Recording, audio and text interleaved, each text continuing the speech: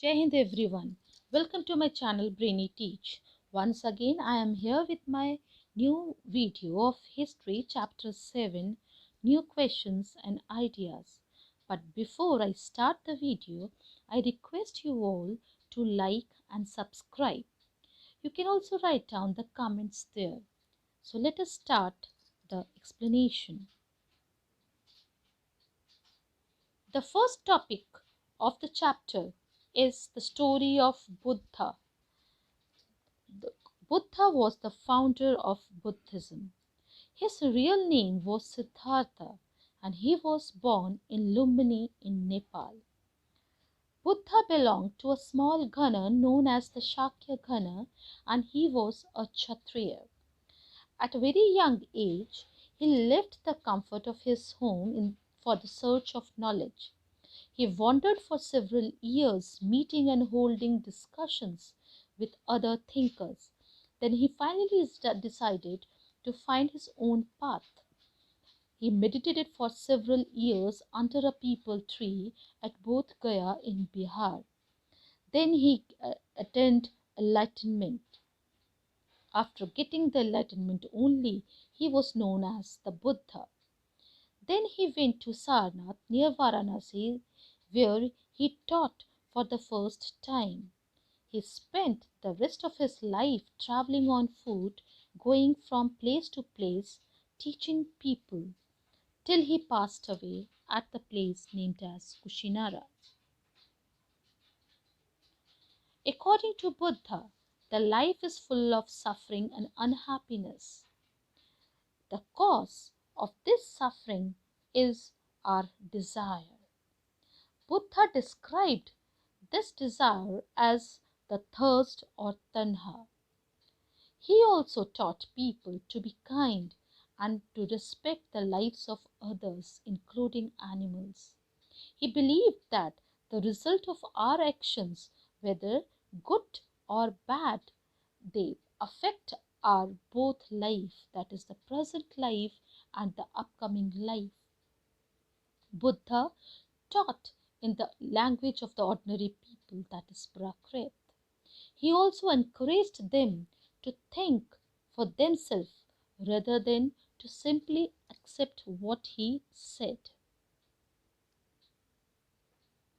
When Buddha was preaching, at the same time, other thinkers they were also trying to find out the answers of the difficult questions. They wanted to know about the life after death. Some of them they wanted to know why sacrifices should be performed. Many of these felt that there is something permanent in the universe that would last even after death. They described it as a Atman or the individual soul, and the Brahman or the universal soul. They believed the Atman and the Brahman were ultimately one. Many of their ideas they were recorded in a form of a book between the 7th and the 14th between the 7th and 4th century BCE, and this book is known as Upanishad. Upanishad literally means approaching and sitting near. Mostly the Upanishadic thinkers were men, especially the Brahmins and Rajas. Gargi was the woman thinker who was famous for her learning.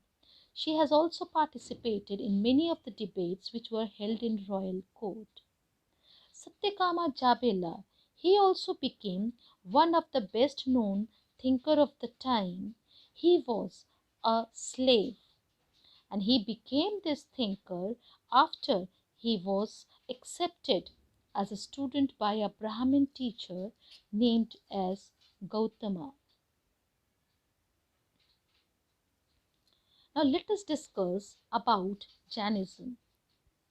The last and 24th Tirthankara of Jaina was Vardhamana Mahavir. He was born in Lachavi in a small Vajji Sangha. He also left the house at the age of 30 and he meditated for 12 years, and at the end of which he attained enlightenment. According to him, men or women who wanted to know the truth of life, they must leave their homes. They must follow very strictly, they must follow strictly the rules of ahimsa, which means not hurting or killing living beings. Mahavir also used the Prakrit language to teach. The followers of Mahavira, they are known as Jainas, they had to live very simple life and begging food. They have to be absolutely honest. They should not steal anything. It was very difficult for mostly men and women to follow the strict rule. So many of them, they remained behind and supported those who became monks and nuns by providing them food. Jainism was supported mainly by the traders. Farmers found it more difficult to follow the rules of Jainism. Jainism spread it to different parts of North India, to Gujarat, Tamil Nadu, and Karnataka.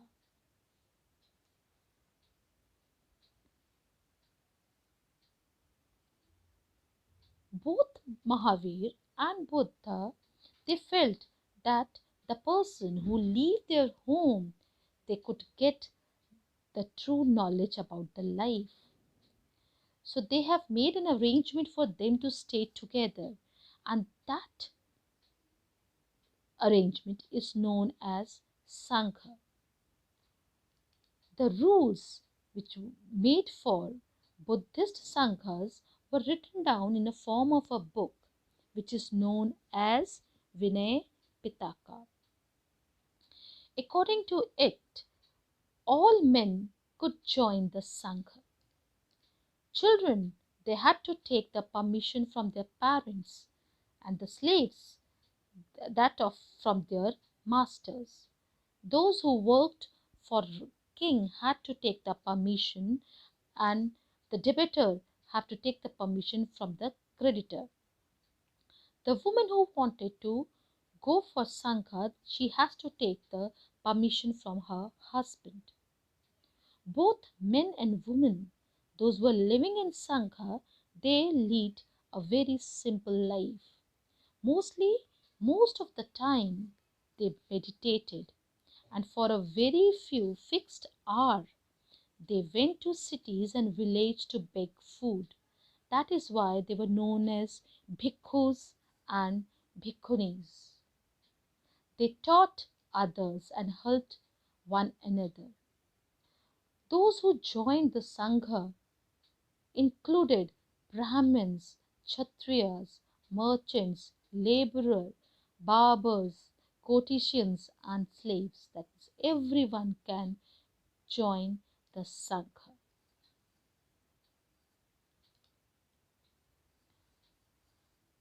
Both the Buddhist and Jainist monk, they move from one place to another place throughout the year, teaching the people.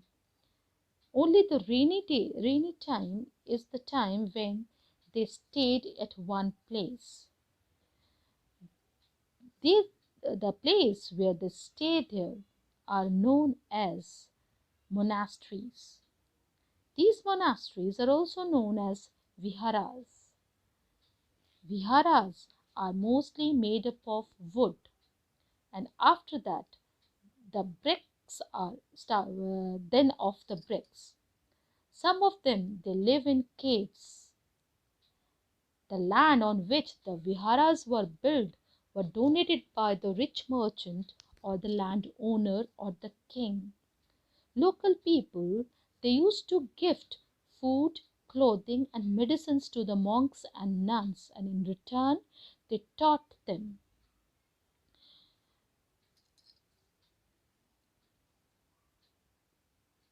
According to the Hindu society, the the stage of the life is divided into four ashramas, that is the brahmacharya, grahastha, vanaprastha and sannyasa. The person, he has to lead a very simple life and study the Veda during the early year of their life, that is in brahmacharya.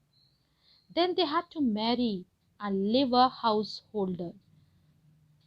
Now this ashram is known as grihastha ashram.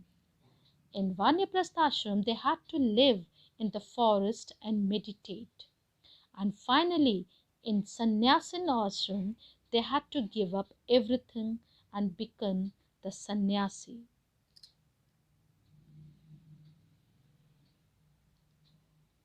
This is the end of this chapter. Hope that you all have learned something. Thank you for watching the video.